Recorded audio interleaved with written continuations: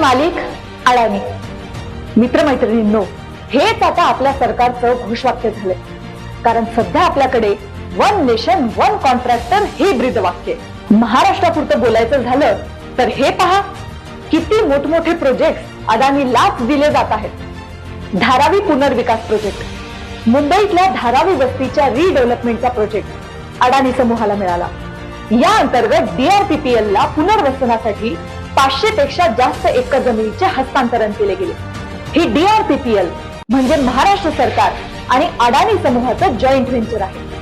धारावीच्या रहिवाशांनी त्यांचं तिथेच पुनर्वसन करण्यात यावं म्हणून मोठ्या प्रमाणामध्ये विरोध दर्शवला.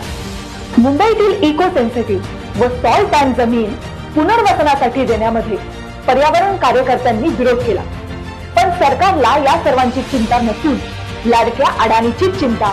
त्यासाठी नियमांना वाकवून सर्व काही अडाणी समूहाच्या फायद्याप्रमाणे घाईघाईने केलं जातं. दुसरा प्रकल्प, मुंबई आंतरराष्ट्रीय विमानतळाचा विस्तार अर्थात एक्सपान्शन प्रोजेक्ट. एअरपोर्ट सेक्टर मध्ये आधीचा काहीही अनुभव नसताना सुद्धा अडाणी समूहाला 2च वर्षात देशातील अनेक महत्वपूर्ण एअरपोर्ट प्रोजेक्ट देण्यात आले.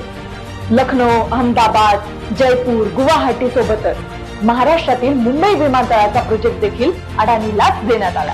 नंबर 3, वीज निर्मितीसाठी 8 पंप स्टोरेज प्रकल्प महाराष्ट्रामध्ये सातारा, पुणे आणि पश्चिम घाटाच्या परिसरामध्ये प्रस्तावित आहेत. या 8 प्रकल्पांपैकी 4 प्रकल्प अडाणी ग्रीन्सला मिळाले. अहो, इतकंच काय, आता शाळा चालवण्यासाठी सुद्धा सरकारला अडाणीच पाहिजे. 29 सप्टेंबर 2024 ची ही सकाळमधली बातमी. महाराष्ट्रातील शाळांचं व्यवस्थापन अडाणी फाउंडेशनकडे देण्याचा शालेय शिक्षण विभागाचा मोठा निर्णय आहे. चंद्रपूर जिल्ह्यातील माउंट कॉर्नेल कॉन्व्हेंट उच्च माध्यमिक शाळेचं व्यवस्थापन अडाणी फाउंडेशन अहमदाबादकडे देण्यात आलंय. हाच निर्णय भविष्यात इतर शाळांच्या बाबतीत देखील घेतला जाऊ शकतो. त्यामुळेच तर म्हणतोय, सबका मालिक अडाणी है. आपण आपले उगाच खुश होतोय की सरकार आपले लाड करतंय, पण खरे लाड तर होत आहेत ते मालकांचे.